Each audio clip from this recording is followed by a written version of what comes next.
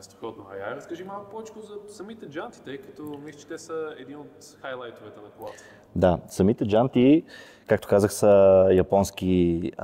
Това е най-старата японска компания за джанти, Uetz. Те действително са хора, които знаят какво правят. Ползват се, разбира се, от цял свят. Джантите, просто един ден комуникирахме с един мой приятел, който се занимава с джанти. Потвърли ми идеята, каза, погледни ги тези хора, виж дали нещо ще си харесаш, тъй като исках нещо дво- или трикомпонентно, тъй като до сега се карах на някакъв тип моноблокни джанти. След което разгледах какво точно се предлага, той каза, че може да ми уреди каквото си харесам.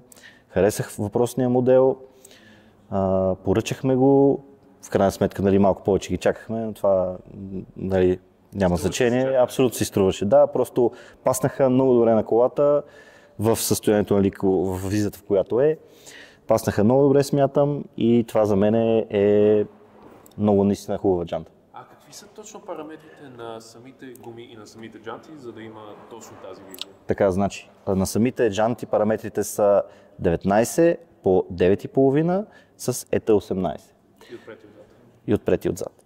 Като гумите са 215-35-19, като имаме лек фланец отпред заради апаратите, които са 4 бутални, съответно, за да може да ги побереме. Може би взех малко по-ниско ета, но исках възможно най-големия борд. Аз съм фен на полирания борд като цяло, дори на изцяло полирани джанти съм наистина голям фен. Това ми беше мечта от много време. Реших да го, най-после да го изпълна. За съжаление, както казах, има малък фланец, иска ми се малко да се прибере, но за момента това е финалният фитмент, който фланецът е 13,5 къстъм. 13,5 не се продава, прави се.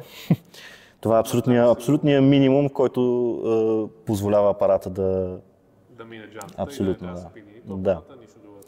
Да, не съм фен на пиленето на апарати, искам да... предложиха ми го като идея, не ми харесва. Да, определено не е. Не.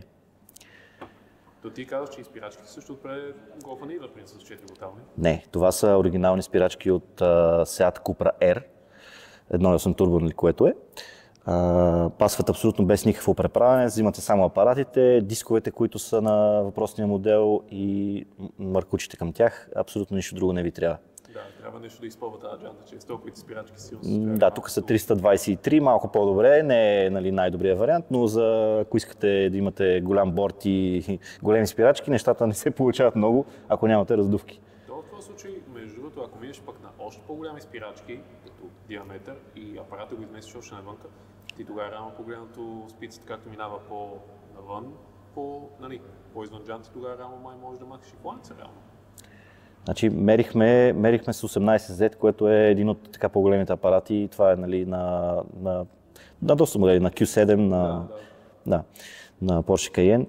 Мерихме го в момента на 5 мм сме още от, така да го кажа, още 5 мм навън излиза от това, което е в момента.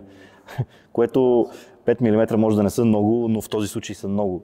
Защото тук дори в момента не застава както искам да застане, но нямам друг избор. С онези апарати абсолютно няма да застане както искам. Калниците са раздувани многократно и са на абсолютния предел. Вече заради това точно се отваря тази фугата, която е пред вратата вече. Тази фуга е заради голямото напрежение между самата гума, самия калникс, всичко прави контакт с всичко и затова се получава това нещо. Нормално е по принцип за колите на въздух, които са на това ниво на височина. За 19-ка колата седи на няколко сантиметра от земята, което е доста ниско. На 18-ка ще легне може би по корем. Да, тогава вече като смъкнеш цялостния диаметър малко. Да. Добре. И както виждаме, мотора не е много така, вече не е 4 цилиндъра, ако мога абсолютно. Добавихме още два. Това е така популярния VR6, макар и 2.8, по-малкия, не е 3.2, не е 3.6, но за момента това беше, което така изпадна. Това, което бях задал на задачка на един приятел да ми намери, той по случайност ми намери. И общо взето там тръгна красата за VR6, много исках VR6. Звука на този мотор е просто уникален. Нищо общо с типичните 1.8 турбота, просто специално много по-различно. Много различен е, да. Много ли хора правят този слаб равно? Не, тук у нас не е популярно като цяло да се прави слаб. Много малко хора правят слапове, нали, по видими причини. Просто исках един вид така да си начешам красата, защото имам планове за по-голям мотор, нали, дали ще е 3.2, дали ще е 3.6. При 3.6 е малко по-сложно, защото там пък той е по-нов мотор, там системите са малко по-различни, окабеляването е по-различно. Така, тук сме направили с това, което разполагаме, това, което виждате. Разкажи малко повече за самия Engine Bay, защото всеки, който го погледне, си казва къде е всичко, то буквално просто има... Да, това е един от най-често задаваните ми въпроси. Къде е всичко? Така, това е непопулярния Shave Engine Bay. Това според мен е измислено и е тръгнало от американците. Това, нали, Shave Engine Bay се казва, защото всичко отстрани на мотора е загладено, нали, всичко е скрито, всичко е не непременно скрито, дори премахнато. Всичко е възможно най-направено да е изчистено, като всеки човек, нали, преценява сам доколко далече може да стигне. Аз смятам, че съм стигнал доста далече, има още какво да се желая, имам някакви идеи за бъдеще. Така както казах, американски стил, който крие много от нещата, маха нещата. Ти хидравликата си е задържала благодарение на L-помпа. Хидравликата е преправена, не е оригиналната ремъчна, която е механичната. Сложена е за момента такава от Opel, която е хидравлична помпа, която е всъщност доста по-компактна и не знам непременно дали е по-надежна, но е доста по-компактна и доста по-скрита.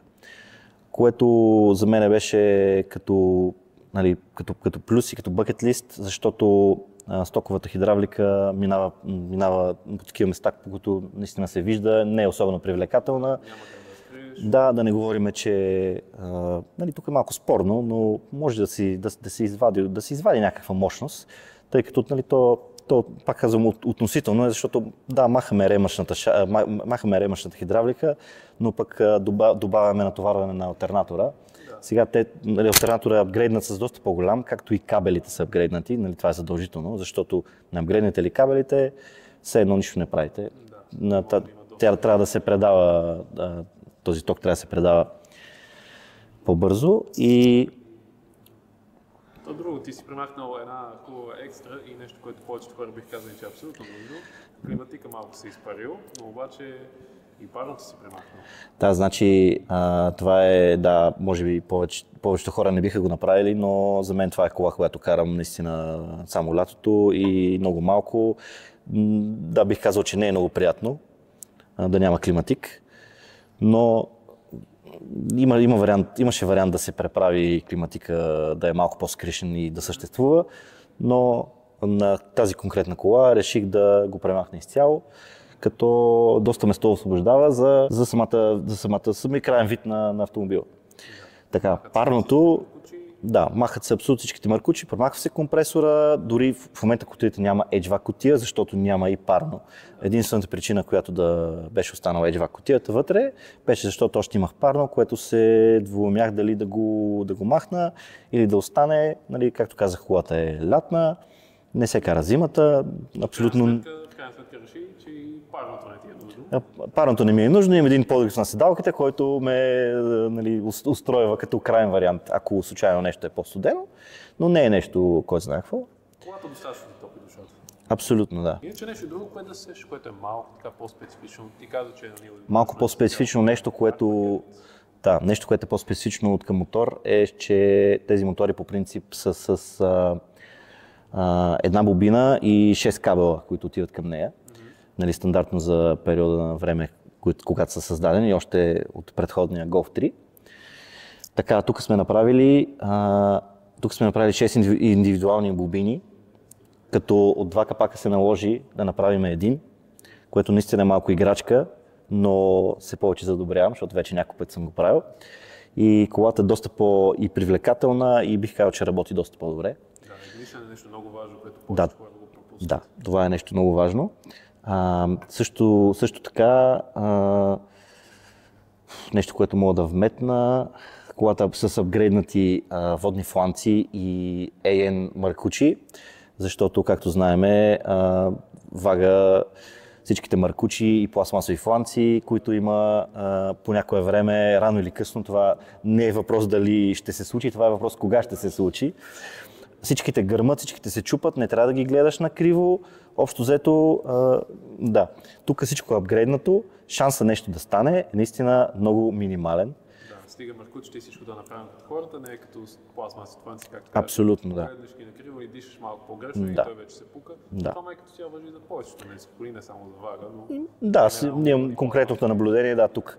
Иначе, да, важи и предполагам и за другите марки, нали, немски автомобили. По интериора нещо малко по-различно. По интериора, да кажа, не е чак толкова различно. Може би това, което съм направил, което другите хора, нали, не правят много аз съм махнал задните седалки и съм сложил Rear Seat Delete Kit, нали, който премахва задните седалки, за да мога да си направя багажника с нали, изложбена бутилка с алуминиеви тръбички, както, нали, заравнен под с... Много красиво се да. е получило. Да, благодаря. И това беше идеята, тъй като аз не возах други хора, освен един отпред. И общо взето хем нали, малко улекотява, те седалките са доста тежки, нали, доста тежък компонент от колата. И сме добавили разпънка отзад, която също е като за визия на колата и също така е, нали, функционална, нали, в завоите, като се влиза малко по-рязко, помага, нали, да не се случи толкова копето. Добре, ако имаме напред цялостната визия в момента по колата и начина, по който си тръгнал да правиш от дадено до днешно време, има ли нещо, което би направил по малко по-различен начин? Някоя грешка, така да се каже, като, нали, други хора да не повтарят? Други хора да не повтарят? Не знам, да не си слапват мотора, общо взето, защото ми побеля косата. Малко ли е било зор? Освен, че е зор, нали, една идея, така, едно на ум, като излезете навънка, малко, нали, ако нали, документално не сте окей, общо взето имате едно на ум и малко по-некомфортно става, нали, и всичките други работи, които са. Плюс това вече става малко повечко. Нали, за в бъдеще мислим да оправим нещата, за да може да си всичко легално както трябва, но в момента нали, сезона свърши като цяло. Минали сезон изпуснахме да го направим и общо взето събираме информация да го направя. И понеже съвета, който мога да дам е, ако ще правите нещо такова, подгответе си, нали, да мога да си го узаконите, да си го направите като хората, за просто да не ви боли главата просто. Да, за бъдещи главоболия. Общо ти май като цяло, всяка една идея, всяко нещо, което си искал да направиш по колата, това, което си направи, че просто наистина си обмислил, пригледал си идеята, преди да я изпълниш. Май не е било нещо така, трябва тези джанти с този аспект да влезат по някакъв начин и просто да ги купиш. Всичко си правил с доста повече ресърч.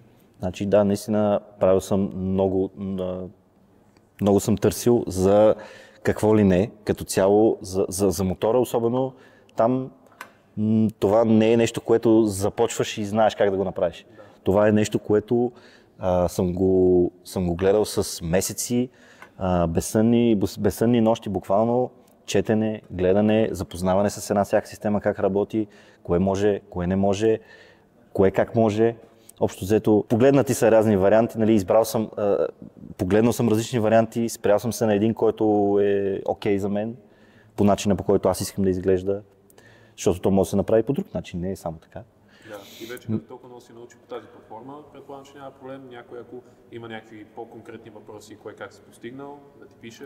Абсолютно, да. Аз постоянно имам хора, където се свързват с мене за редица въпроси, дали ще е нещо за мотора, дали ще е нещо за самата, нали, екстериор, интериор, няма значение. Нали, отговарям на въпроси, няма проблеми. Няма нищо скрито. Аз съм много против това, между другото, да се крие информация. Едно време аз като не знаех нищо, защото аз не съм знаел това, което знам сега. Това в последствие се е учило. И като съм питал, много хора са ме отрязвали, много хора не са казвали, траяли са си, което за мен не е окей. В смисъл, трябва, като някой те пита, спокойно мога да му кажеш, това не е някаква тайна. Да, трябва взаимно да си помага.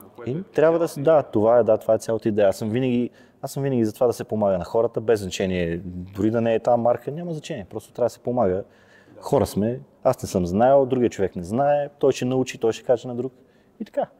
Общо с две думи, всички от Stay Tuned екипа и всичките, които идват на нашите сбирки, идват ни на евентите и като цяло ние всичките промотираме това да помагаме на хората. Някой нас да ни пита, ние нямаме нищо против, дали ще е само за нея, дали наистина иска да си купи някакви части.